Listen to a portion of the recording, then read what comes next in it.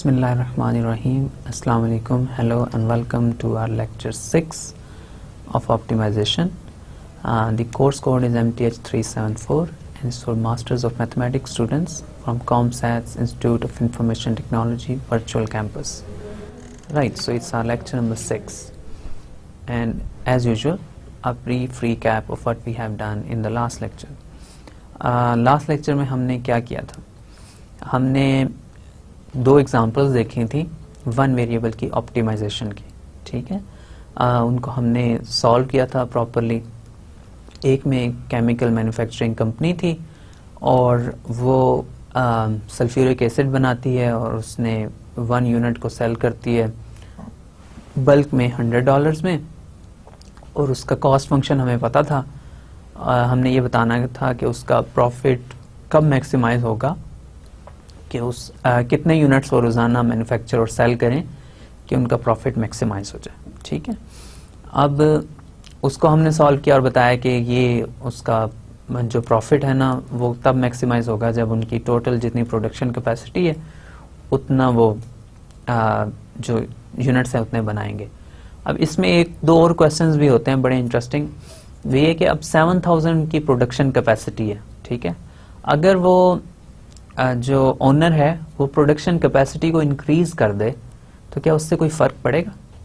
मतलब वो production capacity को इंक्रीज करके 7000 से लेट्स से 7500 करे तो क्या उससे उसको कोई बेनिफिट होगा? मतलब अगर वो 7000 बनाने की बजाय 7500 यूनिट्स बनाए तो क्या उससे उसका प्रॉफिट ज़्यादा होगा, कम होगा या फिक्स रहेगा? तो ये भी एक अच्छा इम्पोर्टेंट प्रॉब्लम है, क्वेश्चन है जिसको हम डील कर सकते हैं, ठीक है। अब इसके बाद एक और प्रॉब्लम हमने सॉल्व किया था। आपने एक सिलेंडर बनाना था जिसका एक फिक्स्ड रेडियस था और जिसका एक फिक्स्ड वॉल्यूम था, 1 लीटर उसमें फ्लूइड आना चाहिए, और फिर आपने बताना था कितना रेडियस और कितनी हाइट आप चूज़ करें कि आपके पास उतने वॉल्यूम का सिलेंडर बन जाए। आपने ये एक जनरल क्राइटेरिया फाइंड किया था कि उसको अगर हाइट जो है वो 2 टाइम्स रेडियस होगी तो जो सरफेस एरिया वो मिनिमम हो जाएगा सिलेंडर का, ठीक है। और फिर इसमें हमने ये भी देखा था कि अगर जो रेडियस हमने फाइंड किया था फिक्स, वो रेडियस हम यूज़ करें और उसके अकॉर्डिंगली हाइट फाइंड कर लें तो आपके पास वो सिलेंडर आप बना लेंगे जिसका एरिया जो है, जिसकी कॉस्ट जो है उसको बनाने की मटेरियल की वो कम अज़ कम होगी, लेकिन आपका जो वॉल्यूम है वो कंटेन करेगा, ठीक है। तो ये दो प्रॉब्लम्स थे जो रियल लाइफ के प्रॉब्लम्स थे जिनका हमने सोल्यूशन देखा था लास्ट टाइम। अब फिर इसके बाद हमने क्या मल्टी वेरिएबल ऑप्टिमाइजेशन का इंट्रोडक्शन स्टार्ट किया था। मल्टी वेरिएबल ऑप्टिमाइजेशन क्या होती है कि आपके पास जो आपका ऑब्जेक्टिव फंक्शन है वो एक से ज़्यादा वेरिएबल्स में आ जाता है। अब एक से ज़्यादा वेरिएबल्स में जब ऑब्जेक्टिव फंक्शन आ जाए फिर उसको कैसे सॉल्व करेंगे? 1 वेरिएबल की ऑप्टिमाइजेशन तो है, उसमें आप उसके क्रिटिकल पॉइंट्स फाइंड करते हैं, वो उसका मैक्सिमा मिनिमा चेक करते हैं किन पॉइंट्स के ऊपर है, वैल्यूज कैलकुलेट करते हैं, मैक्सिमा मिनिमा आ जाता है, आसान होता है। लेकिन मल्टी वेरिएबल्स में चीज़ें इससे काफ़ी सिमिलर होती हैं लेकिन ऐसी नहीं होती। अब ज़ाहिर है 1 वेरिएबल में आप तो डेरिवेटिव कैलकुलेट करते हैं, जो इंडिपेंडेंट वेरिएबल होता है x उसके अकॉर्डिंगली आप डेरिवेटिव कैलकुलेट कर लेते हैं। अब जब आप मल्टीपल वेरिएबल्स में जाएंगे, 2 वेरिएबल्स हैं, आप किस वेरिएबल के अलॉन्ग डेरिवेटिव कैलकुलेट करेंगे? ठीक क्वेश्चन है ना। तो फिर यहाँ पे आपके पास डेरिवेटिव वो नहीं रहते जो आपके पास 1 वेरिएबल के हैं। आपको पता है इस केस में हम पार्शियल डेरिवेटिव्स की बात करते हैं, कैलकुलस आपने देखा हुआ है। ओके, सो फिर हमने क्या देखा कि 2 प्रैक्टिकल प्रॉब्लम्स दिए और हमने ये देखा कि वो दोनों ऐसे प्रॉब्लम्स थे जिनमें आपको मल्टीपल वेरिएबल्स की ज़रूरत पड़ती है, ठीक है। वो प्रॉब्लम्स क्या थे उसको मैं दोबारा देख लेता हूँ और फिर उसके बाद हम इंशाल्लाह इसको नेक्स्ट आगे लेके चलेंगे। तो आज के लेक्चर में हमने क्या करना है? आज के लेक्चर में हमने मल्टी वेरिएबल ऑप्टिमाइजेशन करनी है, ठीक है। मल्टी वेरिएबल ऑप्टिमाइजेशन के जितने भी टॉपिक्स हैं उनमें से कुछ की हम आज बात करेंगे, सारे कंप्लीट नहीं होंगे, जाहिर है कैलकुलस वाला पोर्शन भी सारा कंप्लीट नहीं हो सकेगा, लेकिन जितना भी हमारे पास मल्टीपल वेरिएबल्स की ऑप्टिमाइजेशन है उसका जो बिगिनिंग का पोर्शन है उसको हम इंशाल्लाह कवर करेंगे। तो 2 प्रॉब्लम्स जो मैंने लास्ट टाइम आपको दिखाए थे वो प्रॉब्लम्स, एक ये था कि एक मैन्युफैक्चरिंग कंपनी है, अगेन वो 2 तरह की एक प्रोडक्ट के 2 मॉडल्स बनाती है। एक को उन्होंने स्टैंडर्ड मॉडल कहा हुआ है और एक को डीलक्स मॉडल कहा हुआ है। एक स्टैंडर्ड है और एक थोड़ा सा उससे अच्छा मॉडल है। एक को बनाने में $40 कॉस्ट आती है और एक को बनाने में $60 कॉस्ट आती है। तो अब वो फिर उन्होंने मार्केट रिसर्च कंपनीज होती हैं उनसे पूछा कि हम कितनी प्रोडक्ट सेल कर लेंगे, रफली आप हमें बताएं कि मार्केट में कितनी गुंजाइश है इन प्रोडक्ट्स के लिए। तो उन्होंने रिसर्च करके बताया उनको कि जो आपकी स्टैंडर्ड मॉडल है ना उसकी ये 500 into y minus x, y और एक्स जो है वो स्टैंडर्ड मॉडल की सेलिंग प्राइस है और वाई जो है वो डीलक्स मॉडल की सेलिंग प्राइस है। तो इतनी जो है आपकी मार्केट में कैपेसिटी है आपकी प्रोडक्ट को सेल करने की, अगर आप वाई और एक्स को अकॉर्डिंगली चूज करें। और इसी तरह डीलक्स मॉडल जो है वो इतना आप सेल कर लेंगे, ठीक है। तो अब ये आप क्लियरली जितने की आप चीज बेचेंगे उसके ऊपर डिपेंड करेगा आप कितनी चीजें बेच रहे हैं, ठीक है। अगर आप अच्छी चीज थोड़ी सी सस्ती करके बेचेंगे तो आप ज्यादा बेच लेंगे, और अगर आप अच्छी चीज को बहुत महंगा करके बेचेंगे तो आप इतनी ज्यादा नहीं बेचेंगे। लेकिन आप इतनी अच्छी चीज भी नहीं है और आप उसको बहुत महंगा बेच रहे हैं तो शायद आपसे कोई भी परचेज नहीं करेगा, ठीक है। तो ये डिपेंड करता है कि आप कितने में जो अपनी प्रोडक्ट है सेल कर रहे हैं, और तो फिर जितने में आप अपनी प्रोडक्ट सेल करेंगे उसके अकॉर्डिंगली आप ये डिटरमिन कर सकते हैं कितनी प्रोडक्ट आप सेल करेंगे। तो मार्केट में कंपटीशन होता है, उसके सारे फैक्टर्स को आपने कंसिडर करना होता है, ठीक है। फिर आपसे वो ये पूछ रहे हैं कि हम मार्केट जो प्राइसेस हैं प्रोडक्ट्स की, स्टैंडर्ड मॉडल की क्या प्राइस रखें और डीलक्स मॉडल की क्या प्राइस रखें कि हमारा प्रॉफिट जो है वो मैक्सिमम हो जाए। आपको उनकी कॉस्ट भी पता है, आपको उनका रेवेन्यू भी पता चल जाएगा जब इतनी प्रोडक्ट्स वो सेल करेंगे। तो वो आपसे ये पूछ रहे हैं कि कितनी हम प्रोडक्ट की प्राइस क्या रखें, स्टैंडर्ड मॉडल की भी बताएं और डीलक्स मॉडल की भी बताएं कि हमारे पास हमारा प्रॉफिट जो है वो मैक्सिमम हो जाए। इसका लास्ट टाइम मैंने आपको कॉस्ट फंक्शन भी बना के दिखाया था, रेवेन्यू फंक्शन भी बना के दिखाया था और फिर प्रॉफिट फंक्शन भी बना के दिखाया था। आज मैं इसको फिलहाल नहीं कर रहा, लेकिन हम जब इसको सॉल्व करने की तरफ जाएंगे तो हम डेफिनेटली इसके फिर फंक्शंस लिख देंगे कि कॉस्ट फंक्शन इसका क्या, प्रॉफिट फंक्शन और रेवेन्यू फंक्शन क्या है। तो ये एक प्रॉब्लम है जो ऑफ कोर्स रियल लाइफ का प्रॉब्लम है, आपको नजर आ रहा है, डेली लाइफ का प्रॉब्लम है। तो इस प्रॉब्लम को हम कैसे सॉल्व करेंगे इसको भी हम देखेंगे। दो वेरिएबल हैं y और x, दोनों इसमें कंसिडर होंगे, ठीक है। दूसरा आपके पास ये है कि एक क्लोज रेक्टेंगुलर बॉक्स आपने बनाना है और उसका वॉल्यूम होना चाहिए 16 फीट क्यूब, ठीक है।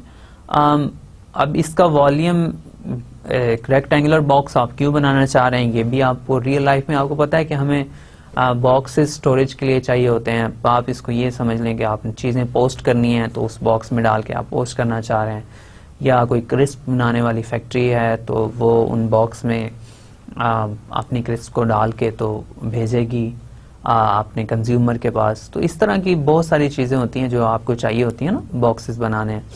तो अब वो बॉक्स बनाने हैं तो वो अपने सारे पैसे जो हैं वो बॉक्स बनाने में तो स्पेंड नहीं करना चाह रहे ना, आप चाह रहे हैं कि आपका बॉक्स सर्टन उसकी डायमेंशंस भी हों, सब चीज़ें वो आपकी उसमें कंटेन भी हो जाएं, फिर आप उसके अंदर उसकी जो कॉस्ट है वो भी मिनिमम होनी चाहिए।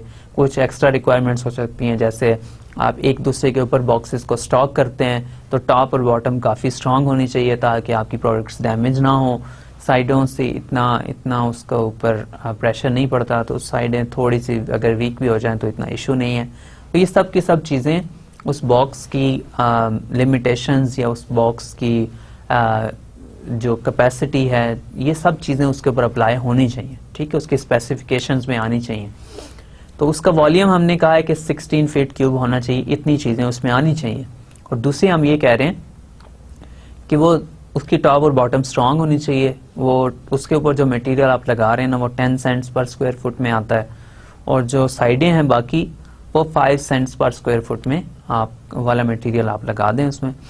तो आप डायमेंशन फाइंड करें बॉक्स की, आप बताएं साइडें उसकी कैसी होनी चाहिए, कितनी उसकी डायमेंशन होनी चाहिए कि आपका जो मटेरियल उसमें यूज हो रहा है उसकी कॉस्ट मिनिमम हो जाए, लेकिन उसका वॉल्यूम जो है वो 16 ही रहना चाहिए, ठीक है। तो इसका भी फंक्शन हमने लास्ट टाइम बनाया था, देखा था 3 वेरिएबल का फंक्शन आ रहा था इसका जो कॉस्ट फंक्शन है, और फिर एक हमें कंडीशन मिल रही थी कि वॉल्यूम उसका 16 होना चाहिए। उससे हमने एक वेरिएबल को बाकी दो की फॉर्म में रिप्रेजेंट करके जो ओरिजिनल फंक्शन है उसको दो वेरिएबल में कन्वर्ट कर लिया था, लेकिन दो वेरिएबल से नीचे हम नहीं जा सकते थे। ठीक है, तो ये फिर हमारे पास टू वेरिएबल्स का एक फंक्शन आ गया जिसको आपने मिनिमाइज करना है। तो पहले मैक्सिमाइज करना था, अब मिनिमाइज करना है। तो मैक्सिमा और मिनिमा टू वेरिएबल्स में इंपॉर्टेंट होता है, रियल लाइफ प्रॉब्लम्स में बार बार अकर करता है, तो ये भी आपने फाइंड करना होता है। तो इसको हम देखते हैं कि ये कैसे हम फाइंड करेंगे। ठीक है, तो अब मैक्सिमा और मिनिमा टू वेरिएबल्स में क्या होता है, रिलेटिव मैक्सिमा और रिलेटिव मिनिमा। इसी तरह absolute maxima absolute minima two variables में या हायर वेरिएबल्स में, ये डेफिनेशन ज़ाहिर है टू से ज़्यादा वेरिएबल्स में भी वर्क कर जाएंगी। ठीक है, थोड़ी सी चेंजेस करनी पड़ेंगी अकॉर्डिंगली। क्या है function f of x y, ये हमारे पास फंक्शन है, दो वेरिएबल्स का आपको नजर आ रहा है। इसको हम कहेंगे कि ये रिलेटिव मैक्सिमा है किसी point x naught y naught के ऊपर। ठीक है, दो पॉइंट्स के भी दो कोऑर्डिनेट्स हैं। क्या हो, if there is a disc centred at x naught y naught. ठीक है, अब देखें पहले हम क्या लेते थे, पहले हम कहते थे कि देयर इज एन इंटरवल, ठीक है, open interval around x not. अब जब आपके पास पॉइंट्स हो जाते हैं दो कोऑर्डिनेट्स में, ये पॉइंट है एक्स नॉट वाई नॉट। ठीक है, अब इसमें इंटरवल आप ऐसा नहीं ले सकते, किसका इंटरवल लेंगे, एक्स का इंटरवल लेंगे या वाई का इंटरवल लेंगे। तो ऐसे केसेस में हम फिर इसके अराउंड जो एरिया बनाते हैं ना, वो एक डिस्क बना देते हैं, जो इसके ऊपर सेंटर यहाँ पे होता है और फिर उसका रेडियस जो है वो कुछ भी हो सकता है बेसिकली। लेकिन ये जो डिस्क है ना, डिस्क में सिर्फ सर्कल की बाउंड्री इंक्लूड नहीं होती है, बल्कि उस सर्कल के अंदर अंदर सब चीजें उसके अंदर इंक्लूड होती हैं। ठीक है, तो डिस्क जैसे आपकी जैसे होती है यूजुअल आप डिस्क देखते हैं, ठीक है, मे बी फ्लॉपी डिस्क तो सर्कुलर नहीं होती, लेकिन सीडी जैसे कॉम्पैक्ट डिस्क है, तो वो आपके पास एक एग्जांपल है डिस्क की, कि उसका सेंटर होगा और उसके अराउंड आपके पास वो सारी चीज उसके अंदर इंक्लूड है। सर्कल की एग्जांपल है एक, लेट्स से आपके पास एक रिंग है, तो रिंग में जस्ट उसकी आउटर बाउंड्री होती है, अंदर नहीं होता। ठीक है, तो एक्स नॉट वाई नॉट के अराउंड आप एक डिस्क बनाएं जिसका centre x naught y naught के ऊपर हो, सच दैट ये f of x naught y naught जो है ना, फंक्शन की value x naught y naught के ऊपर उस डिस्क के अंदर फंक्शन की बाकी सब पॉइंट्स के ऊपर जो वैल्यूज आ रही है उससे में सबसे बड़ी हो। मैक्सिमम है ना, रिलेटिव मैक्सिमम है। तो उस सर्कल के अंदर उस डिस्क के अंदर जितने भी पॉइंट्स हैं उनके ऊपर फंक्शन की अगर आप वैल्यू कैलकुलेट करें, तो ये जो point x naught y naught है इसके ऊपर अगर वैल्यू सबसे बड़ी होगी तो इसको हम कहेंगे ये रिलेटिव मैक्सिमा है। ठीक है, उस डिस्क के अंदर फंक्शन का ये रिलेटिव मैक्सिमा है। ठीक है, तो इसी तरह आप रिलेटिव मिनिमा भी कह सकते हैं कि अगर आप एक डिस्क बनाएं एक्स नॉट वाई नॉट के ऊपर उसका सेंटर हो और एक्स नॉट वाई नॉट के ऊपर जो फंक्शन की वैल्यू है वो डिस्क के बाकी पॉइंट्स के ऊपर फंक्शन की जो वैल्यू है उससे कम हो, हम कहेंगे एक्स नॉट वाई नॉट के ऊपर फंक्शन का रिलेटिव मिनिमा है। तो रिलेटिव मैक्सिमा मिनिमा सिंपल है, दोनों एक तरह की डेफिनेशन होती हैं, एक में सबसे बड़ी वैल्यू ले रहे होते हैं एक उस डिस्क में, और एक में सबसे छोटी वैल्यू ले रहे होते हैं उस डिस्क में। ठीक है, अब इसी तरह एब्सोल्यूट मैक्सिमा और एब्सोल्यूट मिनिमा की भी हम बात कर सकते हैं।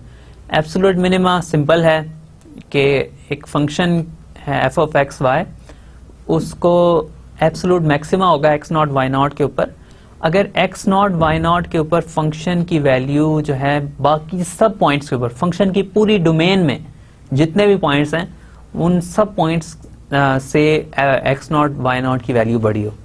ठीक है, तो मतलब एक फंक्शन है, लेट्स से अब टू वेरिएबल्स का फंक्शन है, इसको मैं प्लॉट भी बेसिकली नहीं कर सकता, बाय हैंड इसको प्लॉट करना तो काफ़ी मुश्किल है।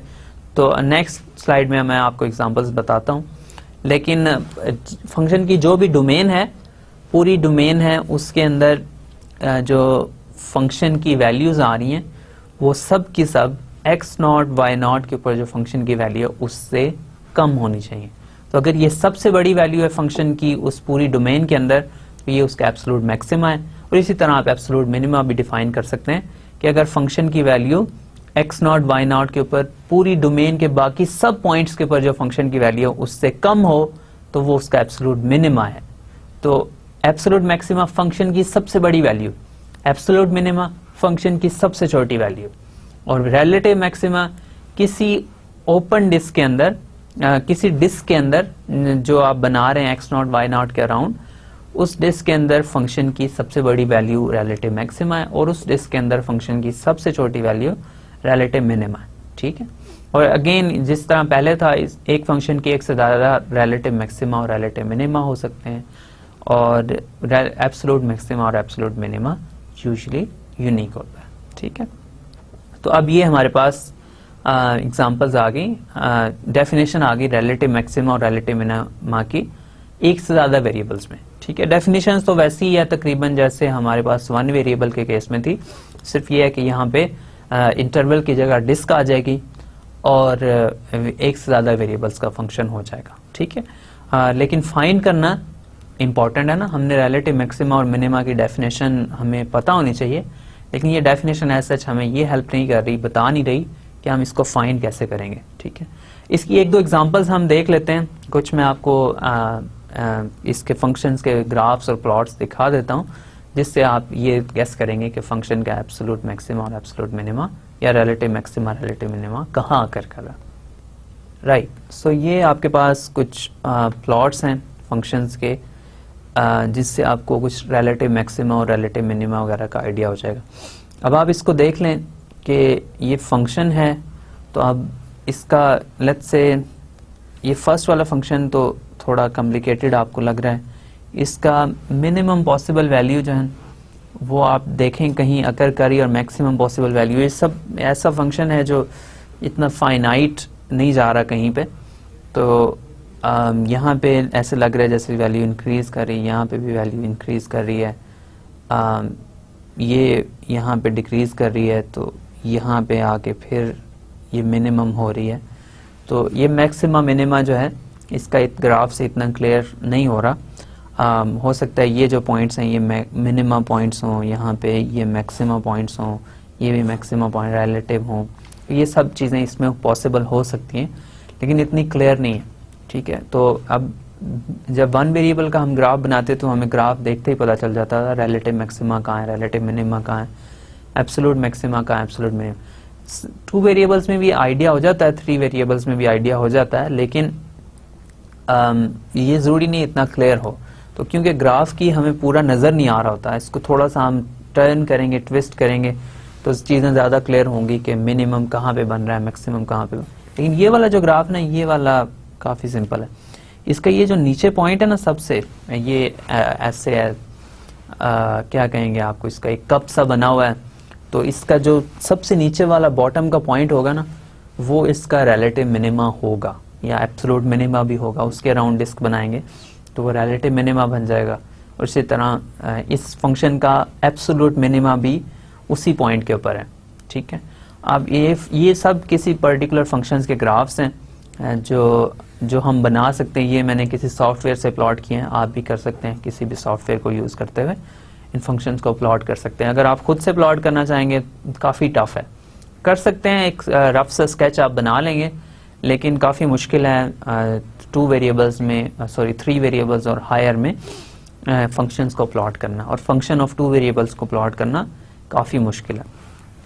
अब ये देखें कि ये वाला हमारे पास फंक्शन है, इसका यहाँ पे फंक्शन का एक मैक्सिमम है, यहाँ पे ये मिनिमम है, ये मैक्सिमम है, ये मिनिमम है, ये मैक्सिमम है, ये यहाँ पे फिर मिनिमम है। तो ये फंक्शन जो है जिस तरह साइन कर्व होती है ना हमारी टू वेरिएबल्स में, इसी तरह का ये फंक्शन है। ये थ्री डायमेंशन में आप इसको समझ लें कि ये साइन कर्व जैसा ग्राफ है। ठीक है, अब इसको देखें, ये भी सिमिलर ग्राफ है, लेकिन इसमें अब सिर्फ दो ही टर्न्स मैंने लिए हैं, ये एक मैक्सिमम है और ये मिनिमम है। ठीक है, तो ये आपके पास टू वेरिएबल्स और थ्री वेरिएबल्स के कुछ ग्राफ्स हैं जिनसे आप देख सकते हैं फंक्शन का मैक्सिमम और मिनिमम। इतना क्लियर नहीं होता है जब तक आप ग्राफ्स को पूरा अंडरस्टैंड ना करें और इसको ट्विस्ट और टर्न करके आप ना देखें। जैसे ये वाला जो ग्राफ है ना, ये काफ़ी मिस्टीरियस है। लेकिन ये तीनों काफ़ी सिंपल मैंने रखे हुए हैं ताकि आइडिया हो जाए कि मैक्सिमम और मिनिमम की क्या बात हो रही है, ठीक है। तो अब इसको फाइंड कैसे करना है मैक्सिमम और मिनिमम को? हमने देख तो लिया मैक्सिमम सबसे बड़ी वैल्यू होगी, मिनिमम सबसे छोटी वैल्यू होगी एब्सोल्यूट की अगर बात करें, और इसी तरह रिलेटिव भी किसी डिस्क के अंदर सबसे बड़ी वैल्यू और किसी डिस्क के अंदर सबसे छोटी वैल्यू, उसका रिलेटिव मैक्सिमम और रिलेटिव मिनिमम होता है, ठीक है। तो रिलेटिव जो है वो लोकल होता है ना, और एब्सोल्यूट जो ग्लोबल होता है पूरी डोमेन के अंदर, और रिलेटिव लोकल किसी पर्टिकुलर रीजन के अंदर, ठीक है। तो अब इन फंक्शंस का रिलेटिव मैक्सिमा और रिलेटिव मिनिमा फाइंड कैसे करना है, और वन वेरिएबल का अगर हमें पता हो तो टू वेरिएबल्स और हायर में जाके ये कैसे हमारी हेल्प करेगा, तो ये सारी चीजें हम अभी देखते हैं। ओके, जिस तरह हमने वन वेरिएबल में एक एक्सट्रीम वैल्यू थ्योरम था, टू वेरिएबल्स में भी है। तो पहला क्वेश्चन ये है कि ये एब्सोल्यूट मैक्सिमा और एब्सोल्यूट मिनिमा एग्जिस्ट भी करेगा या नहीं, और इसी तरह रिलेटिव मैक्सिमा और रिलेटिव मिनिमा भी एग्जिस्ट करेगा या नहीं। तो अब ये हमारे पास एक्सट्रीम वैल्यू थ्योरम ये कहता है कि अगर फंक्शन कंटिन्यूअस हो, जैसे वन वेरिएबल के फंक्शन कंटिन्यूअस होते हैं, टू वेरिएबल के फंक्शन की कंटिन्यूटी की भी हम बात कर सकते हैं, उसी तरह की डेफिनेशन है। लेकिन वहां पे लेफ्ट हैंड लिमिट और राइट हैंड लिमिट आप देखते हैं, यहाँ पे आपने उस रीजन के अंदर, उस नेबरहुड में आपने अप्रोच करना होता है किसी कर्व के अलोंग। अगर सब कर्व के अलोंग जो है फंक्शन की वैल्यू, लिमिटिंग वैल्यू सेम आ रही होती है, तो हम कहते हैं वो फंक्शन कंटिन्यूअस है, और जाहिर उसकी एग्जैक्ट वैल्यू के भी इक्वल होनी चाहिए। तो फंक्शन की टू वेरिएबल्स में भी कंटिन्यूटी की डेफिनेशन है, जो होपफुली आपको पता होगी कैलकुलस से। अगर फंक्शन कंटिन्यूअस हो किसी क्लोज्ड और बाउंडेड सेट में आर, अब ये जैसे वहां पे क्लोज इंटरवल होता था ना, यहाँ पे ये क्लोज और बाउंडेड सेट है। क्लोज सेट को आप यूं समझे, क्लोज सेट बहुत पर्टिकुलर नोटेशन है, बहुत पर्टिकुलर वर्ड है, बहुत टेक्निकल। अगर आपने टोपोलॉजी वगैरह देखी होगी तो उसमें आपने इसकी काफी क्लोज मीनिंग्स देखे होंगे। लेकिन यहाँ पे आप क्लोज को ये समझें कि उसमें उसकी बाउंड्री इंक्लूडेड है, ठीक है। क्लोज सेट होना चाहिए, ओपन ना हो, बाउंड्री डिस्क जो है वो ओपन ना हो, उसकी बाउंड्री भी इंक्लूडेड हो। ये बहुत रफ मैं कह रहा हूँ, ये यहाँ पे हम इसका मतलब लेंगे यूजुअली। बाउंडेड सेट का क्या मतलब है? बाउंडेड सेट का ये मतलब है कि आप उस सेट के अंदर कोई से दो पॉइंट्स का आपस में डिस्टेंस फाइंड करें, या मे बी ओरिजिन से सेंटर से उस डिस्क के बाकी सारे पॉइंट्स का डिस्टेंस फाइंड करें, तो वो किसी नंबर से लेस हो, ठीक है, वो बाउंडेड हो, ठीक है। उसका डिस्टेंस जो है वो एक बाउंड इनफाइनाइट ना हो, कोई से दो पॉइंट्स का आपस में डिस्टेंस, ठीक है। तो ये इसका बेसिकली मतलब है। तो क्लोज्ड हो और बाउंडेड सेट हो, ठीक है, दोनों इसमें होने चाहिए।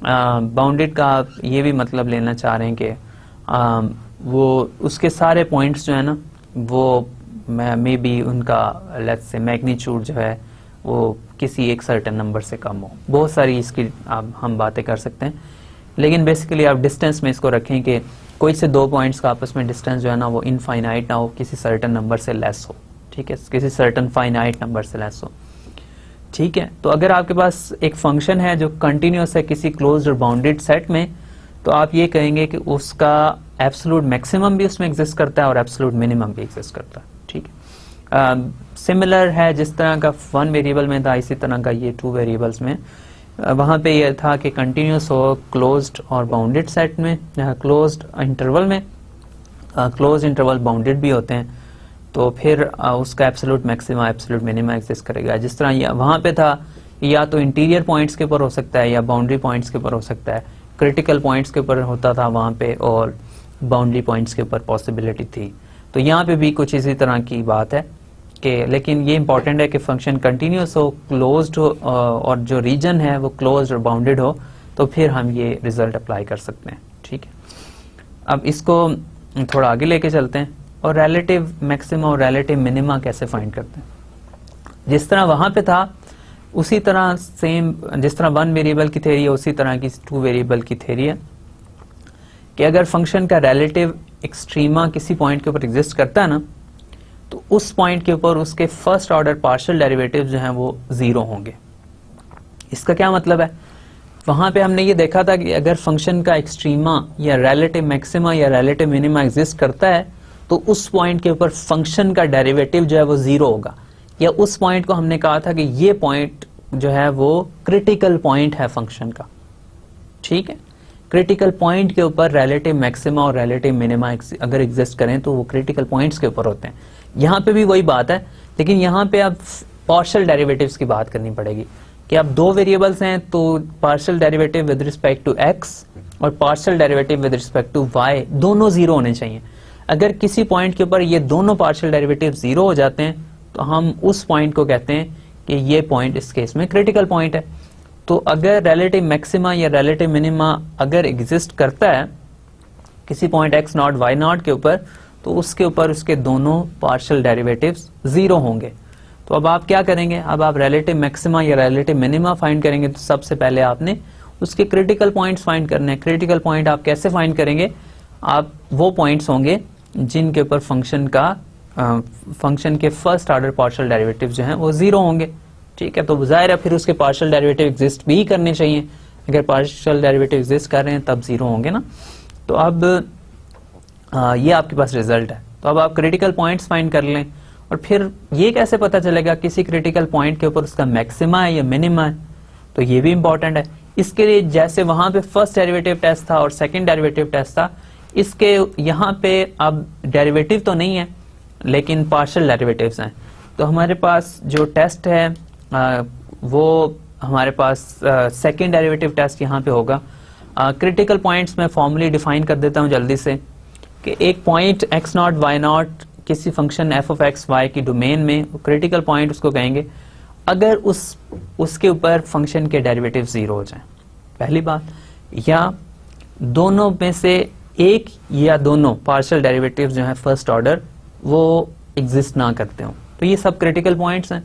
ठीक, जिस तरह वहां पे था, एक क्रिटिकल पॉइंट कौन सा पॉइंट होता है जिसके ऊपर फर्स्ट डेरिवेटिव जीरो हो जाए या फर्स्ट डेरिवेटिव एग्जिस्ट ना करे। यहाँ पे फर्स्ट डेरिवेटिव अब दो हो जाएंगे ना, जो फर्स्ट पार्शियल डेरिवेटिव्स हैं, तो दोनों पार्शियल डेरिवेटिव जीरो हो जाएं या दोनों में से कोई एक एग्जिस्ट ना करे, तो उन पॉइंट्स को हम कहते हैं, ये वाले पॉइंट्स क्रिटिकल पॉइंट्स।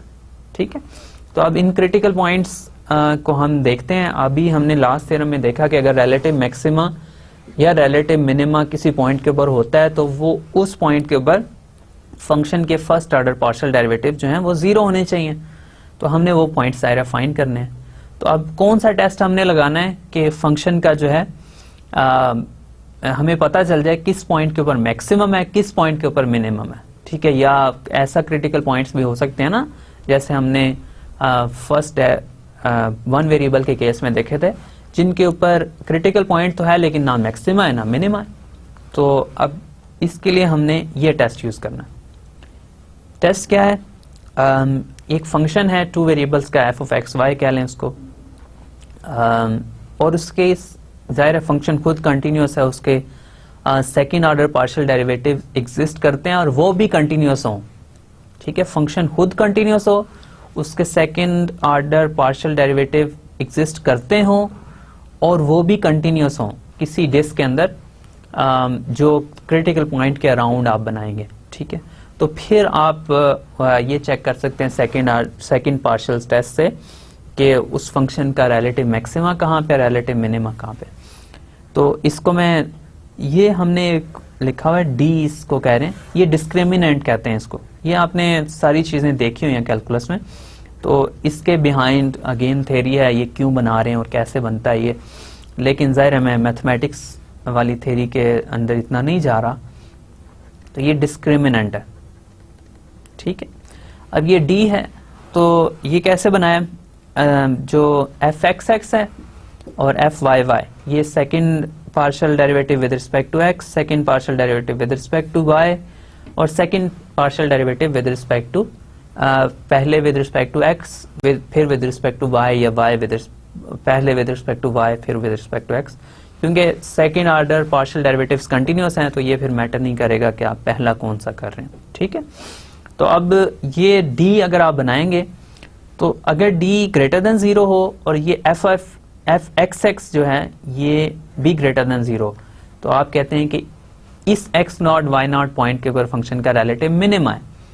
और अगर डी ग्रेटर देन जीरो और second partial derivative with respect to x जो है वो लेस देन जीरो हो, तो आप कहते हैं ये रिलेटिव मैक्सिमा है। अगर डी खुद ही लेस देन जीरो हो जाए तो ये सैडल पॉइंट होता है, ना रिलेटिव मैक्सिमा है ना रिलेटिव मिनिमा। और डी अगर खुद जीरो हो जाए तो इसके ऊपर कोई कंक्लूजन नहीं बना सकते। हो सकता है ये रिलेटिव मैक्सिमा हो सकता है ये रिलेटिव मिनिमा हो सकता है ये सैडल पॉइंट हो, कुछ भी हो सकता है। तो फिर इसको हमने अकॉर्डिंगली देखना पड़ेगा, थोड़ा सा इसको खुद से एनालाइज करना पड़ेगा कि इस पॉइंट के ऊपर एक्चुअली हो क्या रहा है। ठीक है, तो अब ये वाला टेस्ट है जो हम लगा सकते हैं सेकंड जो फंक्शन ऑफ टू वेरिएबल्स हैं उसका मैक्सिमा और मिनिमा चेक करने। अभी कुछ एग्जांपल्स मैं करता हूं और उन एग्जांपल्स को देख के आपको आइडिया हो जाएगा कि रिलेटिव मैक्सिमा, एब्सोल्यूट मैक्सिमा, ये सारी चीजें कैसे फाइंड करते हैं, कैसे कैलकुलेट करते हैं। इसकी एग्जांपल्स अभी हम देखते हैं। ओके, तो हम इसकी एग्जांपल एक देख लेते हैं। एग्जांपल के लिए एक फंक्शन मैं लिखता हूँ टू वेरिएबल्स का और फिर उसका मैक्सिमा और मिनिमा दायरा हमने फाइंड करना है। तो एफ ऑफ एक्स वाई में फंक्शन लेट्स से ये ले लेता हूँ कि वो हो जाएगा 2x² plus 3xy plus 4y² minus 5x plus 2y। ठीक है, ये मेरे पास एक फंक्शन है, टू वेरिएबल्स का फंक्शन है। इसका रिलेटिव मैक्सिमा या रिलेटिव मिनिमा हमने फाइंड करना है। ठीक है, अब इसमें ज़ाहिर है मुझे इसके क्रिटिकल पॉइंट्स चाहिए, कंडीशंस मुझे चेक करनी है। कंडीशंस चेक करने के लिए अब ज़ाहिर है मतलब जो भी कंडीशंस हैं उसके क्रिटिकल पॉइंट्स फाइंड करने हैं, फिर उसके बाद हम इसकी रिलेटिव मैक्सिमा और रिलेटिव मिनिमा फाइंड करेंगे। क्रिटिकल पॉइंट्स फाइंड करने के लिए इस फंक्शन को कंटिन्यूस होना चाहिए। ये पॉलिनोमियल फंक्शन है, हर पॉलिनोमियल फंक्शन कंटिन्यूस होता है, तो इसमें हमें कोई इशू नहीं।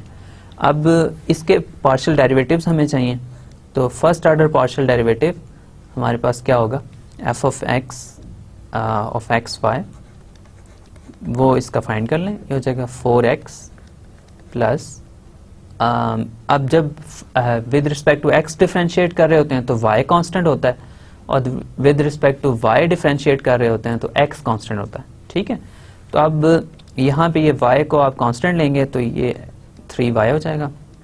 ठीक है, और 4y² है तो ये टोटल कांस्टेंट है ना विद रिस्पेक्ट टू x, तो ये 0 हो जाएगा, और -5 हो जाएगा और ये भी 0 हो जाएगा। तो ये आपके पास फर्स्ट पार्शियल डेरिवेटिव है विद रिस्पेक्ट टू x। और इसी तरह partial derivative with respect to y, वो क्या होगा, वो हो जाएगा ये वाली टर्म, फर्स्ट टर्म 0 हो जाएगी, सेकंड टर्म हो जाएगी 3x। ठीक है, और फिर थर्ड टर्म हो जाएगी 8y, और फिर फोर्थ टर्म 0 हो जाएगी, कांस्टेंट है, +2। ठीक है, अब क्रिटिकल पॉइंट्स फाइंड करने हैं जिनके ऊपर रिलेटिव मैक्सिमा या रिलेटिव मिनिमा एग्जिस्ट करता है। ये अनडिफाइंड कभी भी नहीं हो सकते।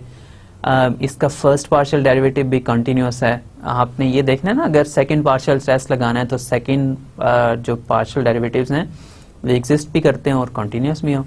तो पहले इसके आप क्रिटिकल पॉइंट्स हम फाइंड कर लेते हैं। तो क्रिटिकल पॉइंट्स कैसे फाइंड होंगे, एफ ऑफ एक्स 0 होना चाहिए और एफ ऑफ वाई को भी 0 होना चाहिए। ठीक है,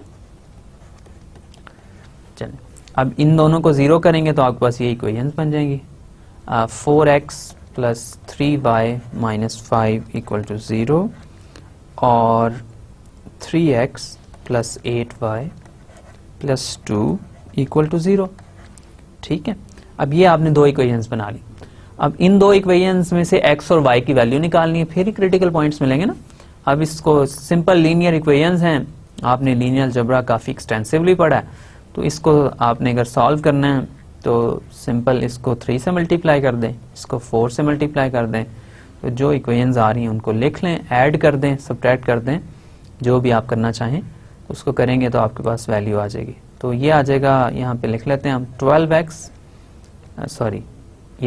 तो plus 9y minus 15 equal to 0, और ये आ जाएगा 12x और plus 32y plus 8 equal to 0। ठीक है, ये हो जाएगा, ये माइनस हो जाएगा, माइनस हो जाएगा, ये भी माइनस हो जाएगा। तो -32 प्लस 9 है ना, तो ये हो जाएगा, क्या हो जाएगा इसको देख लें हम, तो ये हो जाएगा आपके पास -15 माइनस 8, तो ये 0 हो जाएगा, -23 हो जाएगा, और -32 प्लस 9 क्या आ रहा है, क्या आ रहा है, -23y। ठीक है, ये आएगा ना, तो -23 y -23 इक्वल टू 0। तो y की वैल्यू आपको मिल गई, -23 y -23 इक्वल टू 0। तो ये हो जाएगा y is equal to 23 over -23। तो ये बेसिकली हो जाएगा y इज इक्वल टू -1। अच्छा, y की वैल्यू मिल गई। अब y की वैल्यू को किसी भी एक इक्वेशन में पुट कर दें, आपके पास सोल्यूशन आ जाएगा 4x + 3y - 5, 3y - 5 equal to 0। तो ये हो जाएगा 4x + 3 × -1 - 5 इक्वल टू 0। तो ये हो जाएगा 4x - 8 इक्वल टू 0। इसका मतलब है x इज इक्वल टू 2। तो आपके पास जो क्रिटिकल पॉइंट आया ना वो है 2 - 1। ठीक है, ये क्रिटिकल पॉइंट है ना। अब इस क्रिटिकल पॉइंट के ऊपर आपने ये देखना है कि फंक्शन की वैल्यू मैक्सिमम का है या मिनिमम है।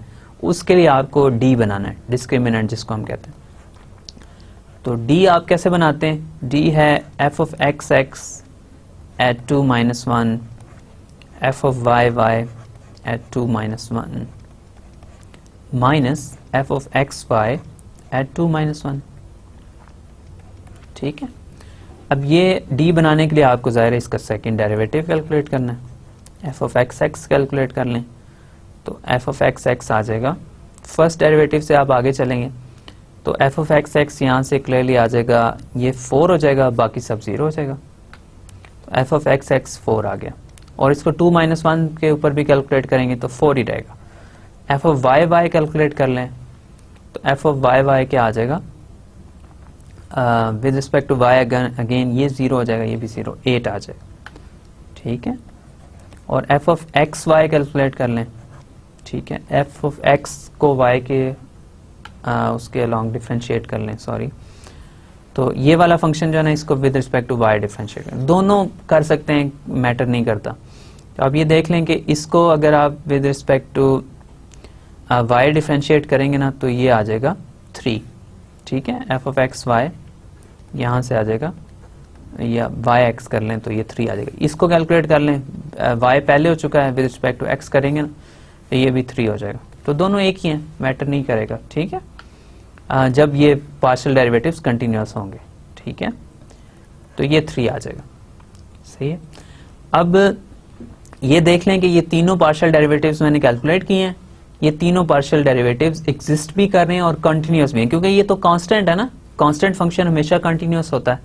ठीक है, अब आपने d अगर बनाना है ना तो d क्या हो जाएगा, d हो जाएगा 4 × 8 32 माइनस माइनस ये आ जाएगा 3।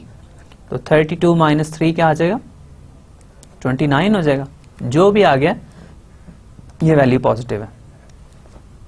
ठीक है ना, अब ये वैल्यू ग्रेटर देन 0 है। अब ये तो हमने देख लिया, अब दूसरी वैल्यू आपने ये देखनी है कि f of x x की वैल्यू क्या आ रही है। f of x x भी पॉजिटिव है। ठीक है, ये दोनों पॉजिटिव अगर आ जाते हैं तो फंक्शन का क्या होता है, फंक्शन का रिलेटिव मिनिमा है। Relative minima at x0 y0 equal to 2 - 1। तो इस क्रिटिकल पॉइंट के ऊपर फंक्शन का रिलेटिव मिनिमा एग्जिस्ट करता है। ठीक है, और रिलेटिव मिनिमा अगर आप फाइंड करना चाह रहे हैं तो फंक्शन में ये वैल्यू पुट कर लें। तो रिलेटिव मिनिमा क्या आएगा, यहाँ पे ये फंक्शन की वैल्यू आप कैलकुलेट करना चाहते हैं तो f of 2 - 1 क्या आएगा, f of 2 - 1 आएगा, x की वैल्यू 2 है तो ये 4 × 2 8 हो जाएगा, प्लस 3 × 6 ये -6 हो जाएगा, ये +4 हो जाएगा, -5 इंटू x तो -10 हो जाएगा, और 2 टाइम्स ये -2 हो जाएगा। ठीक है, और ये 12 हो जाएगा, और 12 ये -6 आ जाएगा। तो फंक्शन की जो मिनिमम पॉसिबल वैल्यू है ना वो है -6, जो 0.2 - 1 के ऊपर अकर कर रही। तो ये रिलेटिव मिनिमा है इसका। ठीक है, ओके, तो इसको आप देख लें दोबारा। ये टेस्ट हमारे पास ये कंडीशन बनी थी कि d भी ग्रेटर देन 0 है, second partial derivative with respect to x भी 0 है, ग्रेटर देन 0 है, तो यहाँ पे फंक्शन का रिलेटिव मिनिमा आ रहा है। ठीक है, तो ये हमने एक एग्जांपल कर ली है जिसमें हमने फंक्शन का रिलेटिव मिनिमा फाइंड किया है, और वो मिनिमा आपके पास आ रहा है क्रिटिकल पॉइंट के ऊपर वो क्रिटिकल पॉइंट था 2-1। ठीक है, एक एग्जांपल हम इसकी और कर लेते हैं जल्दी से और फिर हम इसको आगे लेके चलते हैं। ओके, सो इसकी सेकंड एग्जांपल जो मैं कंसिडर कर रहा हूँ वो भी एक ज़ाहिर है 2 वेरिएबल्स का फंक्शन है, f of x y is equal to x cube minus y cube minus 2xy plus 6। ठीक है, ये 2 वेरिएबल्स का फंक्शन है। अगेन मैंने पॉलिनोमियल फंक्शन लिया हुआ है, इसलिए कोई इशू नहीं है फंक्शन के कंटिन्यूस होने में। अब इसके क्रिटिकल पॉइंट्स मुझे चाहिए, क्रिटिकल पॉइंट्स चाहिए, फिर उनको मैं चेक करूंगा कि किन पॉइंट्स के ऊपर मैक्सिमम है, मिनिमम है, ये सारी चीज़ें ज़ाहिर है फिर सेकंड पार्शियल टेस्ट से मैं कैलकुलेट कर लूँगा। तो फर्स्ट डेरिवेटिव इसका मैं कैलकुलेट कर लेता हूँ विद रिस्पेक्ट टू एक्स, वो हो जाएगा 3x² और minus 2y। With respect to y first partial derivative क्या आ जाएगा, वो आ जाएगा माइनस 3y² और माइनस 2x। ठीक है, अच्छा अब इसके सेकंड डेरिवेटिव भी साथ ही कैलकुलेट कर लेते हैं हम। f ऑफ x क्या आ जाएगा, f ऑफ x आ जाएगा, इसको करना है तो ये हो जाएगा 6x। ठीक है ना, ये 6x हो जाएगा, और इसको करना है तो ये हो जाएगा f ऑफ y, तो f ऑफ y हो जाएगा माइनस 6y। ठीक है, और फिर f ऑफ x y भी कैलकुलेट कर लें, किसी एक को डिफरेंशिएट कर लें, माइनस 6y और ये 6x आ जाएगा। ठीक है, f ऑफ x y में करूँगा अगर, तो इसको विद रिस्पेक्ट टू x करूँगा, इसको विद रिस्पेक्ट टू y करूँगा तो ये हो जाएगा -2। ठीक है, तो ये f ऑफ x y आ गया। ठीक है, अब इसके बाद आपने ये तीनों भी हमें पता है, अब क्रिटिकल पॉइंट्स के ऊपर ज़ाहिर है इसकी वैल्यू हमने फाइंड करनी है। तो क्रिटिकल पॉइंट कब आएंगे, जब ये दोनों पार्शियल डेरिवेटिव 0 हो जाएंगे। अनडिफाइंड तो नहीं हो सकते ना ये, 3x² minus 2y equal to 0 और minus 3y² minus 2x equal to 0। ठीक है, अब पॉलिनोमियल इक्वेशंस हैं, तो इसमें से एक वेरिएबल की मैं वैल्यू फाइंड कर लेता हूँ। इसमें से लेट्स से फाइंड कर लेता हूँ minus 2y is equal to 3x², और y क्या आ जाएगा, y आ जाएगा माइनस 3/2x²। ठीक है, सॉरी ये माइनस यहाँ पे भी आएगा और ये फिर पॉजिटिव हो जाएगा, 3/2x² आ जाएगा। ठीक है, अब इसको अगर मैं यहाँ पे वैल्यू पुट करूँगा तो ये हो जाएगी -3 into 3/2x² whole square minus 2x equal to 0। ठीक है, और ये हो जाएगा फिर यहाँ पे आ जाएगा -27x to the power 4 over 4 minus 2x equal to 0। अब इसको 4 से मल्टीप्लाई कर दें थ्रू आउट, तो ये बेसिकली हो जाएगा -27x to the power 4 minus ये हो जाएगा 8x इक्वल टू 0। अब माइनस से भी मल्टीप्लाई कर दें ताकि थोड़ी सी चीज़ें अच्छी लगना शुरू हो जाएं। 27x to the power 4 plus 8x equal to 0। अब इसमें से x कॉमन आ जाएगा, x अगर कॉमन आ जाएगा तो ये बचेगा 27x³ प्लस 8 इक्वल टू 0। ठीक है, तो इसकी दो हो गई कंडीशन, या तो x 0 होगा या 27x³ इक्वल टू -8 होगा। ठीक है, तो यहाँ से आपको वैल्यूज़ मिल जाएंगी, या x 0 है तो या फिर x³ आ जाएगा -8/27। ठीक है, ऐसे ही होगा ना, -8/27। अब यहाँ से x की वैल्यू अगर आप निकालेंगे तो ये हो जाएगी बेसिकली -2/3। ठीक है, तो ये दो वैल्यूज़ आ गई x की। अब इन दो वैल्यूज़ के कॉरस्पॉन्डिंग आप y की वैल्यूज़ भी फाइंड कर सकते हैं। y आपके पास है 3/2x²। ठीक है, y है 3/2x²। तो अगर x 0 होगा तो x 0 है तो y भी 0 है। ठीक है, अगर x -2/3 है ना तो फिर y क्या हो जाएगा, x -2/3 होगा तो y हो जाएगा 3/2 इंटू 4/9। ठीक है, तो ये हो जाएगा y बेसिकली हो जाएगा 2/3। तो आपके पास दो क्रिटिकल पॉइंट आ गए, एक है 0 0 और दूसरा क्रिटिकल पॉइंट है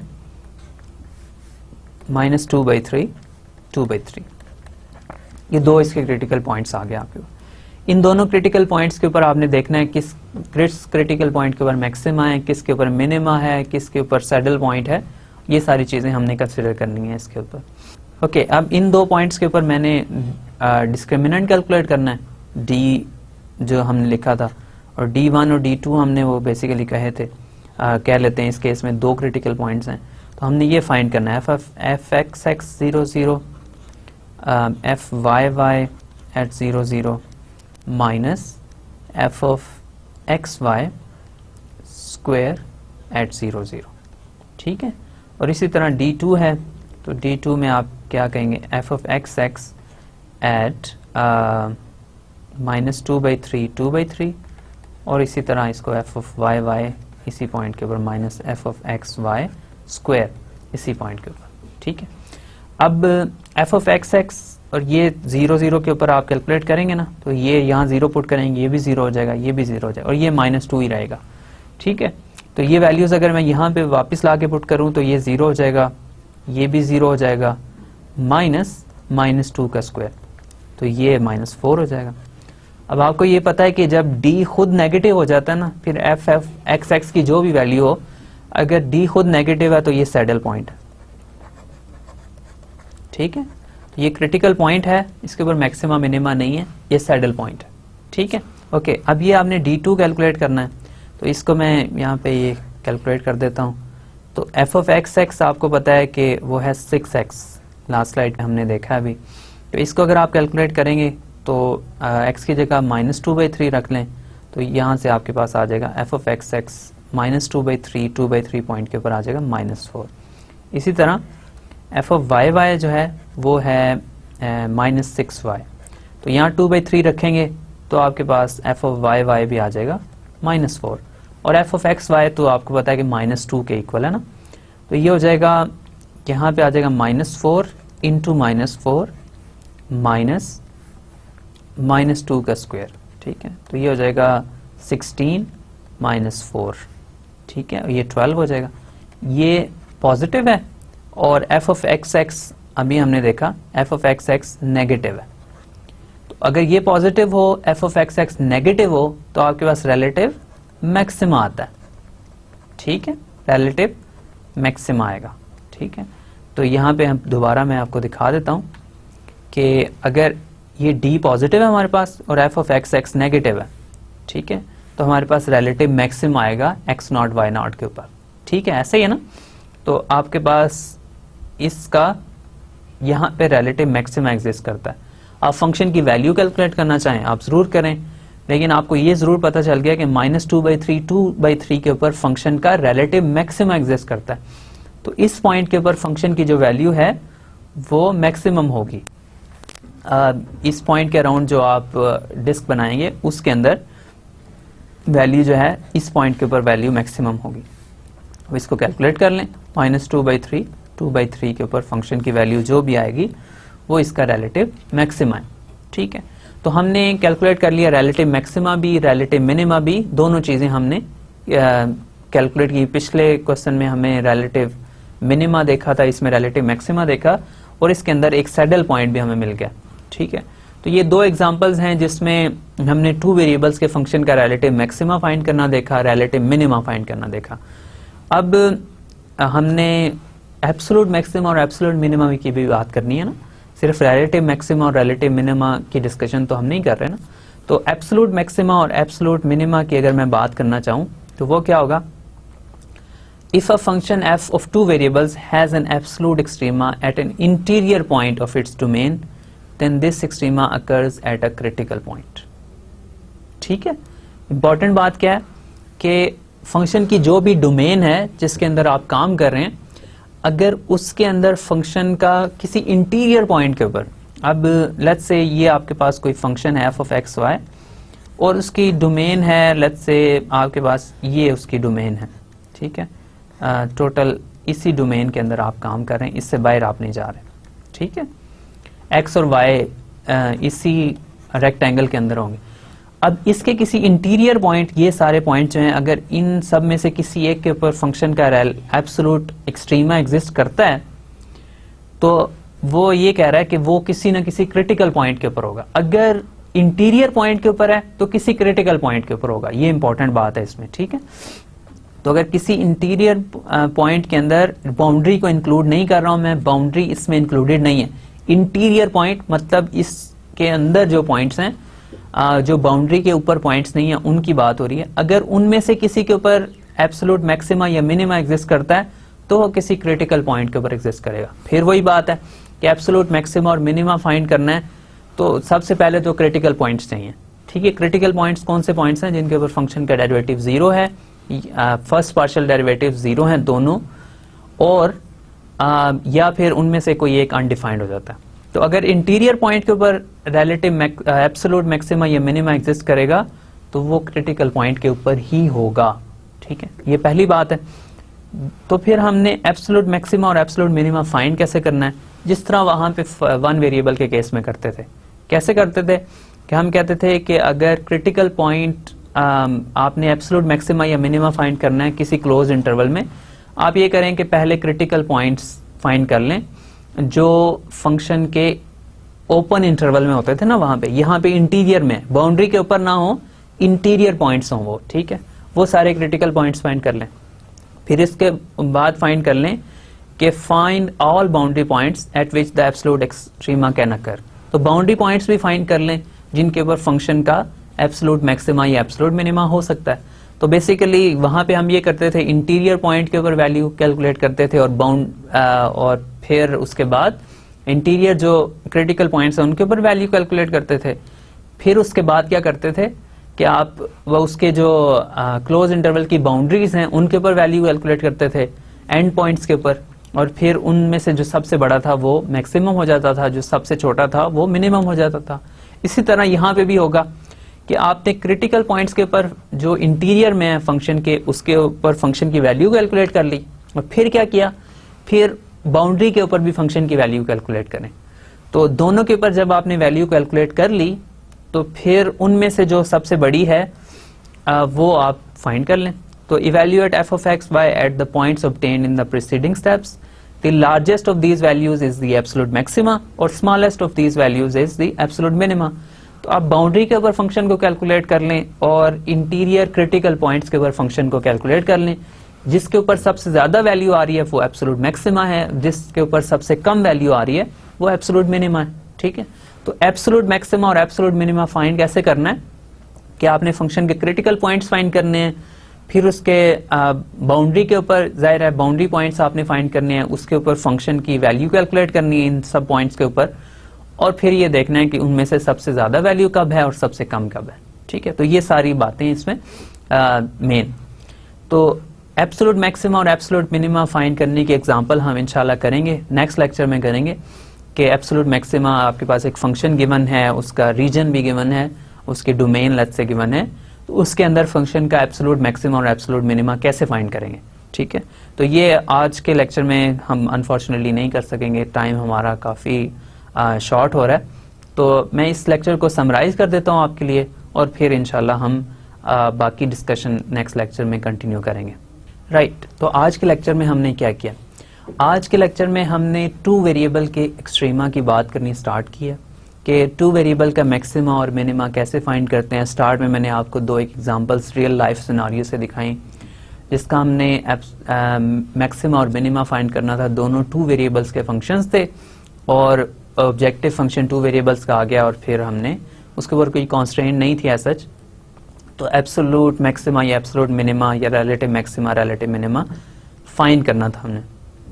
अब फिर हमने इसकी थ्योरी डेवलप करना शुरू की मैथमेटिक्स से, जो हमें चीज़ें पहले से पता थी उसको रिवाइज कर रहे हैं, तो थोड़ा हमने जल्दी जल्दी किया इसको रिवाइज कि अगर टू वेरिएबल का फंक्शन हो, उसका रिलेटिव मैक्सिमा या रिलेटिव मिनिमा डिफाइन किया। वो क्या होता है कि एक पॉइंट के ऊपर x0 y0 आप ले लें, उस पॉइंट के ऊपर रिलेटिव मैक्सिमा होगा अगर उस पॉइंट के अराउंड एक आप डिस्क बनाएं, तो उस डिस्क के ऊपर x0 y0 के पॉइंट के ऊपर फंक्शन की वैल्यू बाकी सब पॉइंट के ऊपर, उस डिस्क के अंदर बाकी जितने भी पॉइंट्स हैं उनके ऊपर फंक्शन की वैल्यू कैलकुलेट करें और x0 y0 के ऊपर वैल्यू कैलकुलेट करें। तो अगर x0 y0 की वैल्यू बाकी सब वैल्यू से ज्यादा है तो ये रिलेटिव मैक्सिमा है, और अगर कम है तो ये रिलेटिव मिनिमा है। सबसे कम है तो ये रिलेटिव मिनिमा, ठीक है। इसी तरह एब्सोल्यूट मैक्सिमा और एब्सोल्यूट मिनिमा की अगर हम बात करना चाहें तो एब्सोल्यूट मैक्सिमा ये है कि फंक्शन की का एब्सोल्यूट मैक्सिमा होगा x नॉट y नॉट के ऊपर अगर उसकी पूरी डोमेन के ऊपर अंदर फंक्शन की value x naught y not के ऊपर सबसे ज्यादा हो, और अगर इसी तरह पूरी डोमेन के अंदर सबसे कम वैल्यू होगी x नॉट y नॉट के ऊपर तो x नॉट y नॉट के ऊपर हम कहेंगे एब्सोल्यूट मिनिमा। फिर हमने ये देखा था कि हमारे पास एक्सट्रीम वैल्यू थ्योरम 2 वेरिएबल्स में भी होल्ड करता है, ठीक है। तो 2 वेरिएबल्स में एक्सट्रीम वैल्यू थ्योरम ये कहता है कि अगर फंक्शन का एब्सोल्यूट मैक्सिमा या एब्सोल्यूट मिनिमा एग्जिस्ट करता है तो वो उन पॉइंट्स के ऊपर फंक्शन का जो फर्स्ट डेरिवेटिव है, फर्स्ट पार्शियल डेरिवेटिव जो हैं वो दोनों जीरो होंगे, ठीक है। तो इसके बाद हमने क्रिटिकल पॉइंट्स की बात की थी। क्रिटिकल पॉइंट्स वो पॉइंट्स होते हैं जिनके ऊपर फर्स्ट फंक्शन के दोनों फर्स्ट पार्शियल डेरिवेटिव जीरो हो जाते हैं, और या फिर इनमें से वो क्रिटिकल पॉइंट्स हो सकते हैं जिन पे कम से कम एक पार्शियल डेरिवेटिव एग्जिस्ट नहीं करता है। तो ऐसे ही होता था ना फर्स्ट वन वेरिएबल के केस में भी, अगर डेरिवेटिव जीरो हो जाता था या डेरिवेटिव एग्जिस्ट नहीं करता था तो उनको हम क्रिटिकल पॉइंट्स कहते थे। तो इसी तरह यहाँ पे अब पार्शियल डेरिवेटिव्स होंगे तो दोनों पार्शियल डेरिवेटिव्स अगर वैनिश हो जाएं, जीरो हो जाएं, या दोनों में से कोई एक एग्जिस्ट ना करे या दोनों एग्जिस्ट ना करें तो उन पॉइंट्स को हम कहते हैं ये क्रिटिकल पॉइंट्स हैं, ठीक है। अब क्रिटिकल पॉइंट्स आपने relative maxima relative minima find भी करना है। तो फाइंड करने के लिए क्या करना है, क्रिटिकल पॉइंट्स फाइंड कर लें सबसे पहले, और फिर ये चेक करेंगे कि उनके ऊपर कौन से पॉइंट के ऊपर रिलेटिव मैक्सिमा है, कौन से पॉइंट के ऊपर रिलेटिव मिनिमा है, जाहिर ये चेक करेंगे ना। तो अब उसको चेक करने के लिए हम क्या करते हैं, हमारे पास सेकंड पार्शियल टेस्ट है, वहां पे सेकंड डेरिवेटिव टेस्ट था, यहाँ पे सेकंड पार्शियल टेस्ट है। हम क्या करते हैं, हम डिस्क्रिमिनेंट बनाते हैं और फिर उसके कुछ कंडीशंस हैं। डिस्क्रिमिनेंट के ऊपर कंडीशन ये है कि उसके second order partial derivative exist भी करते हैं और कंटिन्यूस भी हों, तो फिर हम सेकंड पार्शियल टेस्ट लगा सकते हैं। और सेकंड पार्शियल टेस्ट हम लगाते हैं तो क्या होता है कि हमने डिस्क्रिमिनेंट कैलकुलेट करना है, तो अगर डिस्क्रिमिनेंट पॉजिटिव हो, second derivative with respect to x भी पॉजिटिव हो तो हम कहते हैं रिलेटिव मिनिमा है। अगर डिस्क्रिमिनेंट पॉजिटिव हो और second derivative with respect to x negative हो तो हम कहते हैं रिलेटिव मैक्सिमा है। और अगर डिस्क्रिमिनेंट खुद ही नेगेटिव हो जाए तो सैडल पॉइंट आ जाता है, मैक्सिमा भी नहीं है, मिनिमा भी नहीं है। और फिर फाइनली अगर आपके पास डिस्क्रिमिनेंट खुद जीरो हो जाता है तो हमें नो कंक्लूजन है, हमें नहीं पता कि मैक्सिमम पॉइंट है, मिनिमा पॉइंट है, कुछ भी हो सकता है सैडल पॉइंट हो, ठीक है। तीनों में से कोई भी कंडीशन हो सकती है, फिर इसको फर्दर एनालाइज करना पड़ता है। ओके, तो अब ये मेरे पास सिनारियो हैं, तो इसको यूज करते हुए फिर मैंने 2 एग्जांपल सॉल्व की कि आपके पास एक 2 मैंने फंक्शंस लिए, उसका मैक्सिमा और मिनिमा फाइंड किया। फिर फर्स्ट केस में मेरे पास एक ही क्रिटिकल पॉइंट आया था, उसके ऊपर रिलेटिव मिनिमा आ रहा था। दूसरे केस में 2 क्रिटिकल पॉइंट्स थे, एक सैडल पॉइंट था और एक रिलेटिव मैक्सिमा था। तो हमने तीनों बेसिकली सिनारियोज जो हैं वो हमने देख लिए कि कब हमारे पास मैक्सिमा होगा, कब मिनिमा होगा, कब सैडल पॉइंट होगा। फिर उसके बाद हमने एब्सोल्यूट मैक्सिमा की बात करना स्टार्ट की। तो एब्सोल्यूट मैक्सिमा में हमने ये कहा था कि क्लोज रीजन में अगर हम बात कर रहे हैं, फंक्शन की डोमेन है, तो अगर उस क्लोज रीजन के इंटीरियर के अंदर एब्सोल्यूट मैक्सिमा या एब्सोल्यूट मिनिमा एग्जिस्ट करेगा तो वो क्रिटिकल पॉइंट ही होगा, इसके अलावा कोई और पॉइंट नहीं हो सकता। तो फिर हमने ये देखा कि वो कैलकुलेट कैसे करेंगे एब्सोल्यूट मैक्सिमा और मिनिमा। उसको कैलकुलेट करना आसान है कि आपने क्या करना है, इंटीरियर पॉइंट्स के ऊपर वैल्यू फाइंड कर लें, इंटीरियर क्रिटिकल पॉइंट्स के ऊपर फंक्शन की वैल्यू फाइंड कर ले, और फिर बाउंड्री के ऊपर भी फंक्शन की वैल्यू को इवेल्युएट करें। बाउंड्री पॉइंट्स जिनके ऊपर फंक्शन का एब्सोल्यूट मैक्सिमा या मिनिमा एग्जिस्ट कर सकता है, ठीक है। फिर उन सब में से जो सबसे बड़ी वैल्यू है वो एब्सोल्यूट मैक्सिमा है, जो सबसे कम वैल्यू है वो एब्सोल्यूट मिनिमा, दोनों एग्जिस्ट करते हैं क्लोज बाउंड्री रीजन में, ठीक है। तो ये एक्सट्रीम वैल्यू थ्योरम आपको बता देता है, ठीक है। अगर क्लोज बाउंड्री रीजन हो तो और फंक्शन कंटिन्यूअस हो उसके अंदर, तो आप कहते हैं कि उसका एब्सोल्यूट मैक्सिमा भी एग्जिस्ट करता है, एब्सोल्यूट मिनिमा भी एग्जिस्ट करता है। तो हम इंशाल्लाह नेक्स्ट टाइम एब्सोल्यूट मैक्सिमा और एब्सोल्यूट मिनिमा फाइंड करेंगे, कैसे करते हैं ये सारी डिस्कशन इंशाल्लाह इसकी एग्जांपल्स करेंगे। और फिर हमने 2 एग्जांपल्स जो स्टार्ट में रियल लाइफ सिनारियो से ली थी उनको भी इनकॉर्पोरेट करेंगे कि अब ये तो हम मैथ्स की चीजें कर रहे हैं ना, तो अब रियल लाइफ की ये 2 प्रॉब्लम्स हैं हमारे पास, ये मे बी एक आध हम और इंक्लूड कर लें, तो इनको हम कैसे सॉल्व करेंगे, इनका मैक्सिमा और मिनिमा कैसे सॉल्व करेंगे, इसको इंटरप्रेट कैसे करेंगे कि मैक्सिमा और मिनिमा का क्या मतलब है। ठीक है, तो मैं आज के लेक्चर को यहाँ पे क्लोज करता हूँ। होपफुली आपको चीज़ें क्लियर हो गई होंगी। इंशाल्लाह नेक्स्ट लेक्चर में इसी डिस्कशन को आगे कंटिन्यू करेंगे, तो जो चीज़ें थोड़ी बहुत जिनमें कमी रह गई है वो इंशाल्लाह नेक्स्ट लेक्चर में मज़ीद क्लियर हो जाएंगी। Okay, so thank you very much for your time and attention. Hopefully इस नेक्स्ट लेक्चर में भी आप हमें ज्वाइन करेंगे। तो thank you very much and I will see you again in the next lecture.